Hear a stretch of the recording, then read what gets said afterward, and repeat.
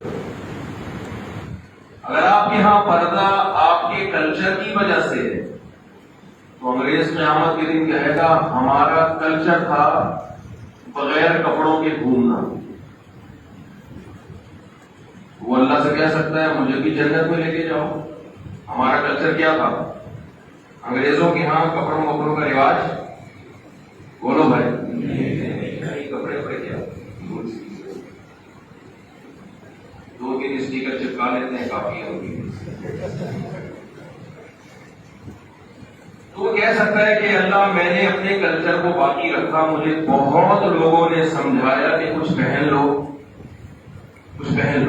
مگر میں نے کہا کہ ہمارا کلچر کیا ہے. میرے ابا بھی کچھ نہیں پہنتے تھے, میری اماں بھی کچھ نہیں پہنتی تھی, تو میں بھی کچھ نہیں پہنتا. کیا اس بیس پر انگریز کی مغفرت ہو جائے گی؟ ہے بھائی نہیں ہوگی. اللہ نے ہمیں ایک باپ اور ایک ماں سے پیدا کیا. ہمارے باپ کا نام آدم اور ماں کا نام حوا. یہاں ایک تھوڑے سے چٹکلے کی علمی نقطے کی بات ہی بتاتا چلوں آپ کو. میرا یہ موضوع نہیں ہے لیکن درمیان میں قیام و طعام, جب موٹر وے پہ ہم چلتے ہیں تو درمیان میں قیام و طعام آتا ہے. میں تو 4 شادیوں پہ تقریریں کرتا رہتا ہوں. ابھی میں اس موضوع پہ نہیں تقریر کروں گا, بے فکر اس لیے میرا موضوع نہیں. لیکن مجھ پر لوگ ایک اعتراض کرتے ہیں کہ اگر یہ اتنا ضروری کام ہے تو اللہ نے آدم علیہ السلام کے لیے ایک بیوی کیوں پیدا کی, 4 بیویاں کیوں نہیں پیدا کی؟ سوال سمجھ میں آیا کہ نہیں آیا؟ ایک کیوں پیدا کی؟ ان کے لیے 4 ہونی چاہیے تھی.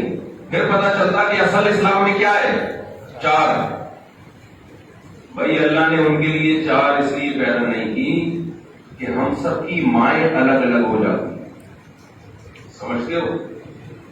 ہم میں سے کچھ آدم علیہ السلام کی پہلی بیوی سے ہوتے, کچھ دوسری سے ہوتے, کچھ تیسری سے ہوتے, کچھ چوتھی سے. اس بیس پر ہمیں لسانیت عصبیت پھیل سکتی تھی کہ یہ جو چائنا میں لوگ رہتے ہیں, یہ جو پشاور میں لوگ رہتے ہیں, یہ آدم کی تیسری بیوی سے ہیں اور کراچی والے دوسری سے ہیں. یہ فرق اللہ نے ختم کرنا تھا کہ تمام انسانیت کا جیسے باپ ایک ہے ماں بھی ایک ہو. تو انہوں نے اس مجبوری سے ایک رکھی تھی. آپ کو کوئی مجبوری بولو بھائی نہیں ہے, آپ پتہ نہیں کس چکر. خیر یہ میرا موضوع نہیں ہے. تو میں یہ عرض کر رہا ہوں کہ یہاں میں نے اسپیشل آرڈر پہ اپنا بیان کیوں رکھوایا. یہ سوال بھی سمجھ میں آ جائے تو مجھے تقریر کرنے کی ضرورت نہیں رہے گی. کوئٹہ میں, پشاور میں جو بڑے شہر ہیں, یہاں بے پردگی کا وہ رواج ابھی نہیں ہے جو پاکستان کے دوسرے شہروں میں ہمیں نظر آتا ہے. میں حیات آباد میں ٹھہرا ہوں, وہاں یہ بھی حیات آباد ہے, پوش ایریا ہے, یہاں بھی عورتیں الحمدللہ پردے میں نظر آتی ہیں. تو دیکھو آپ کا جو یہ کلچر ہے نا, یہ عنقریب تباہ ہونے والا ہے. یہ عنقریب بولو تباہ. اور یہ کون تباہ کرے گا؟ آپ کی یونیورسٹیاں. آپ کو پتہ بھی نہیں ہوگا کہ آپ کی اولادوں کے ساتھ کیا ہو رہا ہے. آپ کی یونیورسٹیاں ایجوکیشن کے نام پہ, آپ کے کالجز ایجوکیشن کے نام پہ, آپ کے اسکول ایجوکیشن کے نام پہ آپ کے کلچر کی ایسی کی تیسی کرنے والے ہیں. اور اس کلچر کا انجام اور اینڈ وہ ہوگا جو یورپ اور امریکہ میں ہوا ہے. آج آپ کی اولادیں آپ کا احترام کر رہی ہیں, بوڑھے باپ کا, بوڑھی ماں کا احترام کر رہی ہیں. کالج اور یونیورسٹیوں میں جو کلچر دیا جا رہا ہے, آہستہ آہستہ جو سلو پوائزن آپ کے باڈی میں داخل کیا جا رہا ہے, تو آپ مستقبل میں اولڈ ہاؤس کے لیے, اولڈ ہوم کے لیے تیار رہیں. یہاں جو بچے بیٹھے ہیں, کل جب وہ بڈھے ہوں گے تو یہ امیدیں نہ رکھیں کہ جیسے ہم نے اپنے باپ اور ماں کی خدمت کی ہے تو ہماری اولادیں بھی ہماری خدمت کریں گی. نا نا نا نا نا نا. یونیورسٹیاں جو ماحول دے رہی ہیں آپ کو, تو اولڈ ہاؤس کے لیے تیار رہیں. آپ کا بڑھاپا گھر میں نہیں, اولڈ ہاؤس میں گزرے گا. میرا خیال ہے پولیس بلوانی پڑے گی بات سمجھانے کے لیے. نہیں سمجھ آ رہی ہے. پولیس بلوانی پڑے گی. ملالہ یوسفزئی کا بیان اس سلسلے کی پہلی کڑی، اس نے بیان دے دیا کہ نکاح کے بغیر اگر کوئی ریلیشن قائم کرتا ہے تو نکاح کے تکلف کی کیا ضرورت، بولو نکاح کے تکلف کی کیا ضرورت. یہ ایک بیان ہے، یہ ایک شرری چھوڑنا جسے کہتے ہیں. ایک چیز مارکیٹ میں ایک نئی پروڈکٹ آئی ہے جو اس سے پہلے آپ نے نہیں سنی ہوگی، سنی تھی انگریزوں سے، گوروں سے، اپنی ہی قوم کی کسی عورت سے ایسی بات نہیں سنی ہوگی. لوگ اس پہ خوش ہیں کہ بہت زیادہ اس بیان کی مخالفت ہو رہی ہے، نیگیٹو کمنٹ زیادہ ہیں، پازیٹو کم ہیں. نہ یہ خوش ہونے کی بات نہیں ہے. ابھی پازیٹو زیادہ اس لیے ہے کہ ان کو پتا ہے کہ یونیورسٹیوں میں ہم جو ماحول دے رہے ہیں نا، دیکھو ہم ایجوکیشن کے خلاف نہیں ہیں، ایجوکیشن کے خلاف بات کرنا یہ تو پرلے درجے کی حماقت اور بیوقوفی ہے.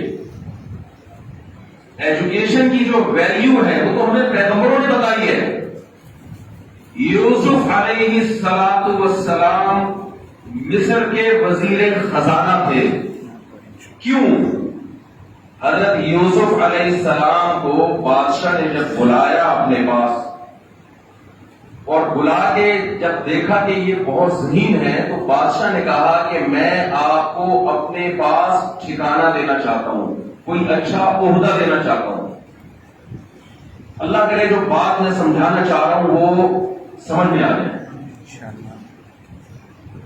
یوسف علیہ السلام نے یہ نہیں کہا کہ میں چونکہ پیغمبر ہوں، میں تو نماز روزے والا آدمی ہوں، اللہ اللہ کرنے والا، مجھے کوئی عہدہ، بول لو یار، یہ نہیں کہا انہوں نے کہ مجھے کوئی عہدہ. عہدے سے یہ دنیا دار لوگوں نے کہا مجھے تو ایک مسجد بنا دو، مدرسہ بنا دو، خانقاہ بنا دو، اس میں بیٹھ کے میں اللہ اللہ کیا کروں گا. حضرت یوسف نے ایسا، دیکھو پیغمبر کا عمل حجت ہوتا ہے نا، دلیل ہوتا ہے. حضرت یوسف نے فوراً پیشکش کر دی کہ مجھے قبول ہے. بادشاہ نے کیا کہا؟ میں آپ کو مصر کی حکومت میں کوئی عہدہ دینا چاہتا ہوں.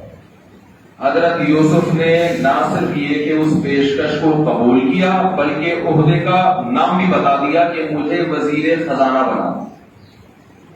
کیوں؟ اس لیے کہ یوسف علیہ السلام جانتے تھے کہ تھوڑے عرصے بعد مصر میں قحط پڑنے والا ہے.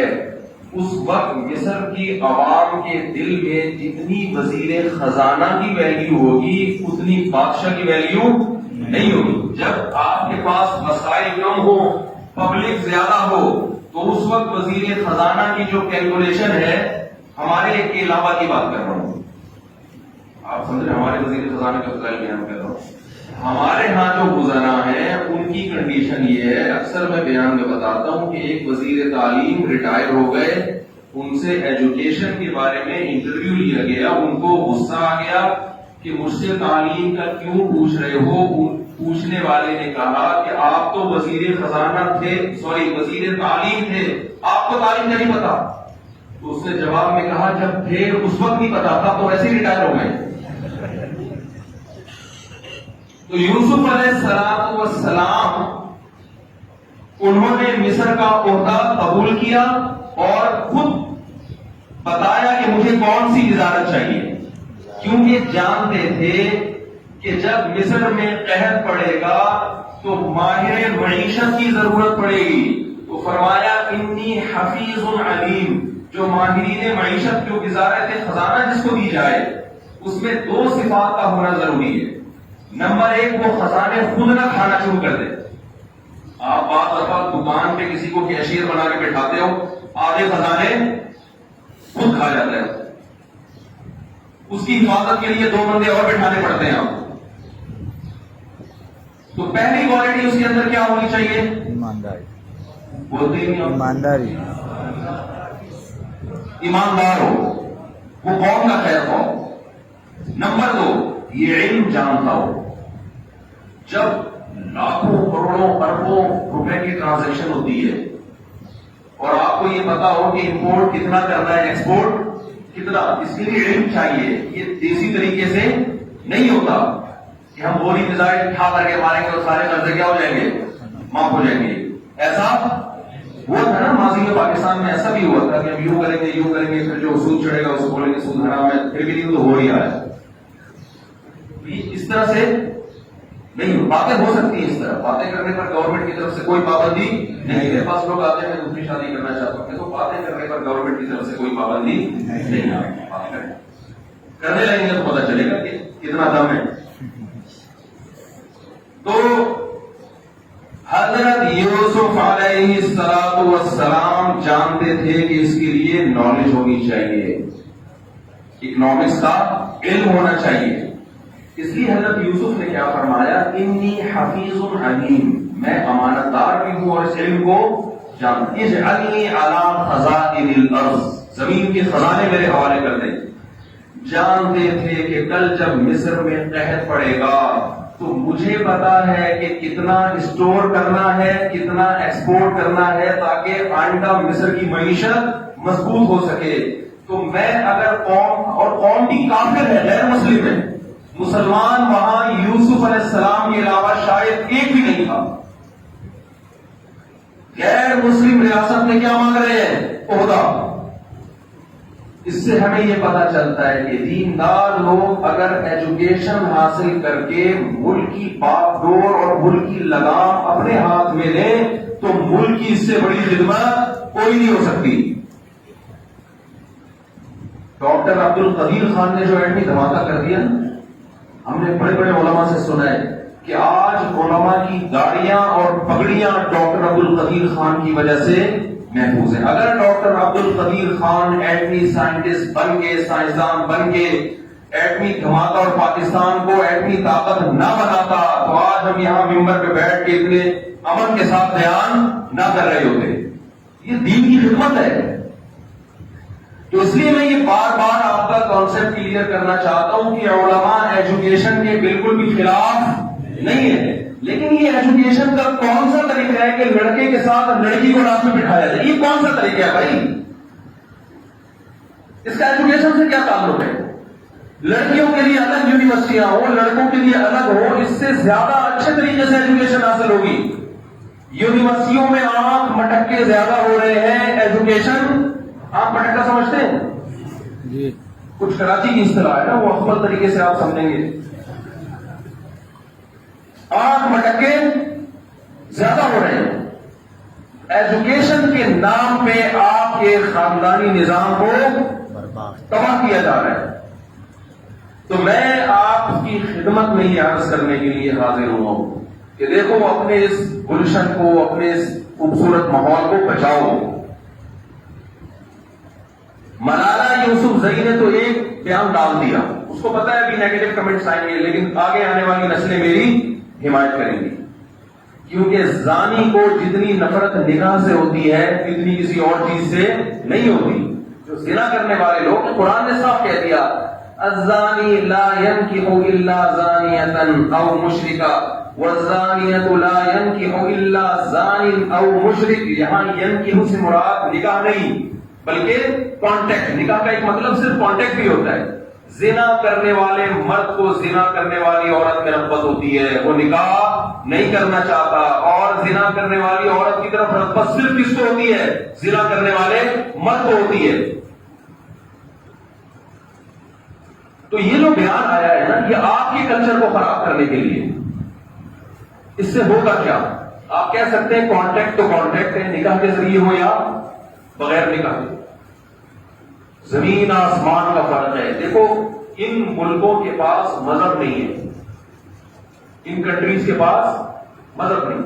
ہماری جو ینگ جنریشن ہے وہ گورے سے وہ چیز لے رہی ہے جو گورے کے پاس ہے ہی نہیں.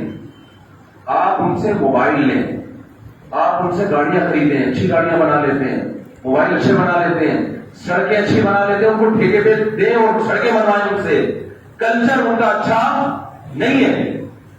میں اس موقع پر اکثر ایک واقعہ بیان کرتا ہوں. دیکھو جو چیز جس کے پاس نہیں ہے وہ اس کے پاس سے آپ کو ملے گی. ہم متاثر ہوتے ہیں کہ اس کے پاس یہ چیز ہے لہذا وہ بھی اس کے پاس ہو. یہ بالکل ایسے مثال ہے کہ آپ اپنی گاڑی کسی مکینک کے پاس لے کر گئے, درجنوں مکینک کو آپ نے اپنی گاڑی دکھا دی مگر وہ گاڑی ٹھیک نہیں ہوئی. آپ ایک مکینک کے پاس گئے, اس نے 2 منٹ میں وہ گاڑی کا فالٹ دور کر دیا, گاڑی فٹ فاٹ ہو. آپ نے کہا یار یہ تو بڑا پڑھا لکھا لگتا ہے مجھے, بڑا زبردست مکینک ہے. کچھ دن کے بعد آپ کے گردوں میں درد ہو گیا.